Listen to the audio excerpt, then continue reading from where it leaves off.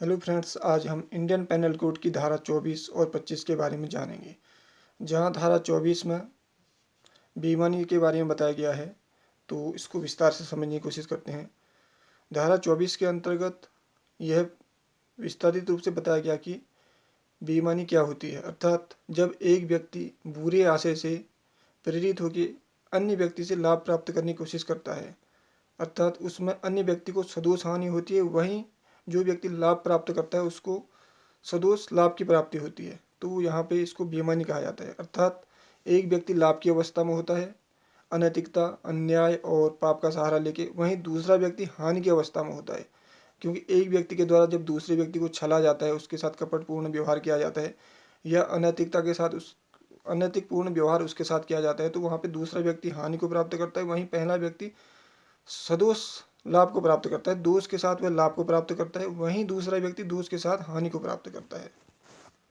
तो इसे बेईमानी कहा जाता है। अर्थात एक व्यक्ति ने बुरे आशय से प्रेरित होकर अर्थात एक व्यक्ति ने बुरे आशय से प्रेरित होकर दूसरे व्यक्ति के साथ लाभ प्राप्त करने की कोशिश की, तो इसमें प्रथम व्यक्ति जो है उसको लाभ की प्राप्ति तो हुई, लेकिन वो बुरे आशय से प्रेरित थी, वो अनैतिकता से प्रेरित थी, वो पाप से प्रेरित थी, तो उसको सदोष लाभ हुआ। वहीं दूसरा व्यक्ति जिसको हानि हुई उसको भी सदोष हानि हुई, क्योंकि उसको छला गया, उसके साथ कपटपूर्ण व्यवहार किया गया और उसके साथ अनैतिकता का सहारा लेके उसके विश्वास को जीता गया। तो यहाँ पे हम इसको बेईमानी कहते हैं। अर्थात जब ए व्यक्ति बी व्यक्ति से विश्वास जीतने की कोशिश करता है, अर्थात ए व्यक्ति द्वारा बी व्यक्ति का विश्वास छल से, अनैतिकता से और अत्याचार से एवं पाप से प्रेरित होकर उसका विश्वास जीता जाता है, और विश्वास जीतने के पीछे उसका निजी स्वार्थ छुपा होता है, और इस निजी स्वार्थ में उसका एक सदोष लाभ छुपा होता है, अर्थात उस लाभ की भावना में भी दोष छुपा होता है। तो यहाँ पे ए व्यक्ति जो है बी व्यक्ति को अनैतिकता का सहारा लेके, छल का सहारा लेके उसको उसके विश्वास को जीतता है, उसके बाद वो लाभ की प्राप्ति करता है। तो यहाँ पे हम ये कह सकते हैं कि वो बेईमानी के साथ इस कार्य को अंजाम दे रहा है। ऐसे समय में ए व्यक्ति द्वारा बी व्यक्ति के विश्वास पे छल की छाया के द्वारा उसको हासिल किया जाता है। हम ये कह सकते हैं कि बी व्यक्ति का विश्वास ए व्यक्ति द्वारा छल के माध्यम से, पाप के माध्यम से, अनैतिकता के माध्यम से और दुष्भावना से प्रेरित होकर उसके विश्वास को जीता जाता है। तो ऐसे समय में ये बेईमानी के अंतर्गत उसने ये कार्य किया। तो यहाँ पे ये बेईमानी की एक परिभाषा है। अर्थात ए व्यक्ति के ईमान में अनैतिकता, पाप और छल की छाया होना। ए के ईमान में अनैतिकता छुपी हुई थी, इसलिए उसने दुष्भावना से प्रेरित होकर बी के विश्वास को जीतने की कोशिश की। वहीं बी व्यक्ति ए के द्वारा सदोष लाभ लेने के कारण, अर्थात लाभ के पीछे दोषपूर्ण भावना होने के कारण छला गया। तो इस तरीके से यहाँ पे दो कंडीशनें पैदा होती हैं। एक व्यक्ति छला जाता है, एक व्यक्ति को दोष के साथ लाभ प्राप्त होता है। अर्थात जिस व्यक्ति को दोष के साथ लाभ प्राप्त होता है वह व्यक्ति दुष्भावना, दुष्प्रेरणा, अनैतिकता, पाप और हम कह सकते हैं कि अत्याचार से प्रेरित होता है। वहीं दूसरा व्यक्ति जो छला जाता है उसके स्वार्थ, उसके विश्वास के साथ खिला जाता है, उसको विश्वास में लिया जाता है और उसके विश्वास के पीछे विश्वास के साथ उसको छला जाता है, और उस व्यक्ति को जो छला गया है वह दुष्प्रेरित हानि के साथ चला जाता है, अर्थात उसको हानि प्राप्त होती है, वो भी दुष्प्रेरणा से, दुष्भावना से और दुराचार से। तो यहाँ पे हम ये कह सकते हैं कि ए व्यक्ति के ईमान में अनैतिकता छुपी हुई थी, अर्थात अनैतिकता का सहारा लेके उसने बी व्यक्ति को छला और बी व्यक्ति ए व्यक्ति के अनैतिकता के विश्वास में आ गया। तो इस तरीके से इस संपूर्ण परिभाषा को हम बेईमानी कहते हैं। अर्थात ईमान में अनैतिकता का होना, अर्थात ईमान में नैतिकता का न होना, या कह सकते हैं कि ईमान में अनैतिकता की छाया। तो इस तरीके से ये बेईमानी होती है, विभिन्न कार्यों में प्रदर्शित होती है। जब एक व्यक्ति किसी बुरी भावना से प्रेरित होकर किसी दूसरे व्यक्ति को उसके विश्वास को जीतता है, फिर उसके साथ छल करता है। तो यहाँ पे जो कार्य घटित हो रहा है, जो विश्वास को जीता जा रहा है, वो छल के माध्यम से जीता जाता है। तो ये संपूर्ण कार्य बेईमानी के अंतर्गत ही आते हैं। दोस्तों, इसकी धारा 25 अर्थात सेक्शन 25 में बताया गया है कपटपूर्ण, अर्थात जब एक व्यक्ति दूसरे व्यक्ति को कोई बात कपटपूर्ण माध्यम से कहता है या कपट करने की भावना के माध्यम से कहता है, तो यह कपटपूर्ण के अंतर्गत आती है। अर्थात उसकी भावना के पीछे कपट छुपा हुआ है, उसकी भावना के पीछे पाप छुपा हुआ है, उसकी भावना के पीछे एक गलत प्रेरणा छुपी हुई है, तो ये कपटपूर्ण के अंतर्गत है। अर्थात ए व्यक्ति द्वारा जब बी व्यक्ति को कोई बात कही जाती है या कोई मैसेज कहा जाता है या कोई उन दोनों के मध्य कोई आदान प्रदान होता है, तो इसमें ए के माध्यम से कपट किया जाता है। अर्थात एक ही भावना में, एक ही क्षमताओं में, एक ही स्वार्थों में, एक ही नैतिकता में कहीं कपट अर्थात एक ऐसा पाप छुपा हुआ है जो गलत आशय से लाभ प्राप्त करने की कोशिश करता है। इसमें ए द्वारा बी को छला जाता है, ए द्वारा बी के साथ छल किया जाता है और बी के विश्वास को, बी के क्षमताओं का गलत दोहन करने की कोशिश की जाती है। तो ये कपटपूर्ण परिभाषा के अंतर्गत आता है। अर्थात कपटपूर्ण का तात्पर्य यह होता है जब ए व्यक्ति बी व्यक्ति से किसी दुर्भावना से प्रेरित होगी, बुरे विचारों से प्रेरित होगी या अनैतिकता से प्रेरित होगी या सदोष लाभ की भावना से प्रेरित होगी कोई कार्य करता है तो वह कपट की श्रेणी में आता है। क्योंकि एक ही भावना के पीछे एक लाभ प्राप्त करने की भावना छुपी हुई है, एक बी के लिए एक हानि की भावना छुपी हुई है, एक सदोष लाभ, जहाँ ए द्वारा कही गई बात में ए के प्रति सदोष लाभ है अर्थात लाभ के पीछे दोष की भावना है, वहीं वह बात बी के लिए सदोष हानि है। अर्थात बी को जब वह बात डिलीवर होती है तो बी को उसको सदोष हानि होती है, क्योंकि ए का आशय अपनी बात को कहने के पीछे अनैतिक है, अन्यायपूर्ण है, छल एवं कपट से प्रेरित होकर वह बात कर रहा है। ऐसे समय में यहाँ पे विश्वास की नींव कमजोर होती है। ए और बी के मध्य एक विश्वास की जो नींव थी वो कमजोर होगी। ए जहाँ अपना विश्वास खोएगा वहीं बी का विश्वास ए के प्रति कम हो जाएगा। तो यह कपटपूर्ण परिभाषा के अंतर्गत आता है। अर्थात ए के द्वारा छल, हम कह सकते हैं पाप और कपटपूर्ण भावना का प्रयोग करके बी के विश्वास को जीतने की कोशिश की गई। यहाँ पे ए अपने निजी स्वार्थ से प्रेरित होकर बी के साथ कार्य करने की कोशिश कर रहा है ताकि बी के विश्वास को जीत के अपने निजी स्वार्थ की पूर्ति की जा सके।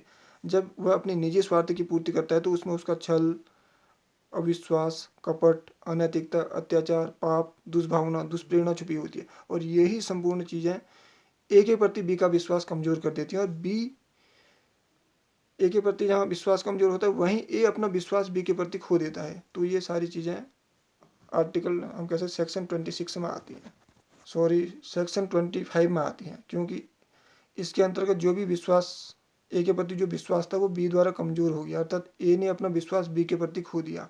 तो यहाँ पे 25 में इन चीज़ों का विस्तार पूर्वक वर्णन किया गया है।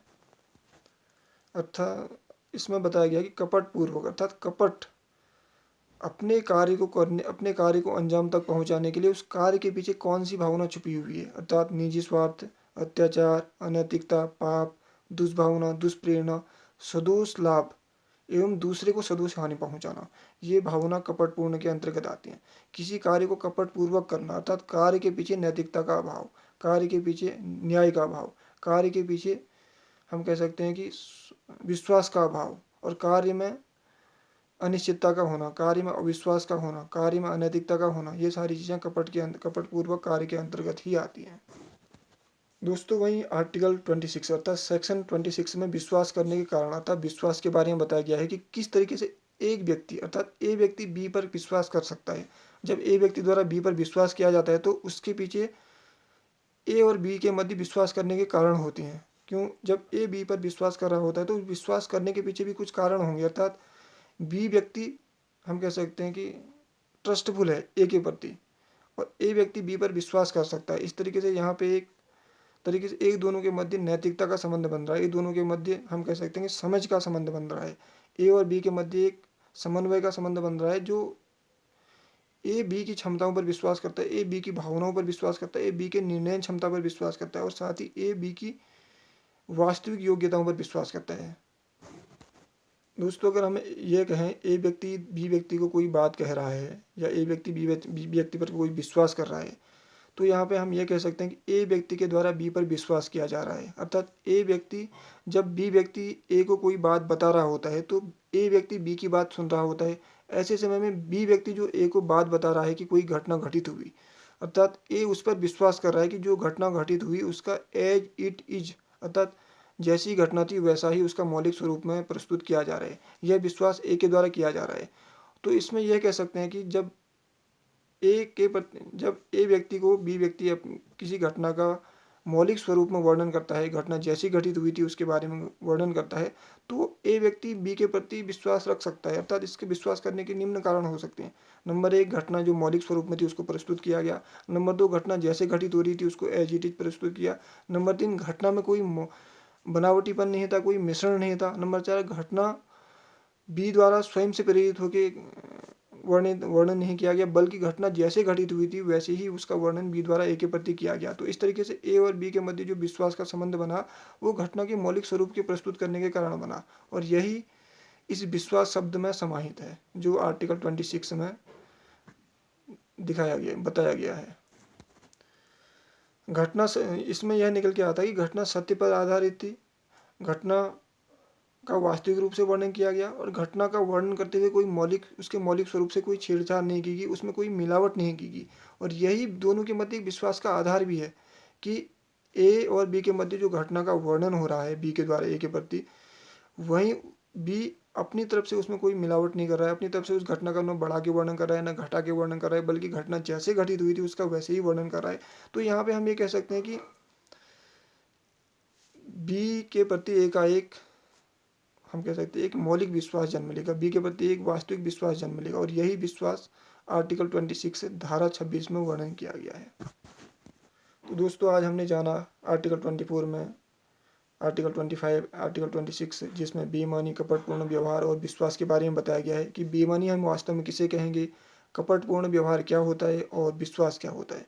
क्योंकि ये चीज़ें व्यक्ति में उसकी नैतिकता में, उसकी अनैतिकता में, हम कह सकते हैं उसके कार्यों में, और यहाँ तक कि उसकी संपूर्ण अस्तित्व की क्षमताओं में ये चीज़ें समाहित होती हैं, और यही हमारे हम कहते हैं वर्क द्वारा रिफ्लेक्शन होती हैं। जब हमारी वर्क कैपेसिटी होती है, जब हम कोई कार्य कर रहे होते हैं तो उसका जो रिजल्ट आता है, उसका जो रिफ्लेक्शन आता है, उसमें ये चीज़ें नज़र आती हैं। क्योंकि कोई भी कार्य किसी भावना से प्रेरित होकर किया जाता है, किसी उद्देश्य से प्रेरित होकर किया जाता है, और किसी उद्देश्य से प्रेरित होने के साथ साथ किसी परिणाम की प्राप्ति के लिए किया जाता है। और इन सारी चीज़ों में हमारा विश्वास, अविश्वास, हम कह सकते हैं कि नैतिकता, अनैतिकता, व्यवहार समाहित होता है। और ये सारी चीज़ें हमने आज आर्टिकल 24, 25 और 26 जिसमें विश्वास, कपटपूर्ण व्यवहार और के बारे में बताया गया के बारे में जानने की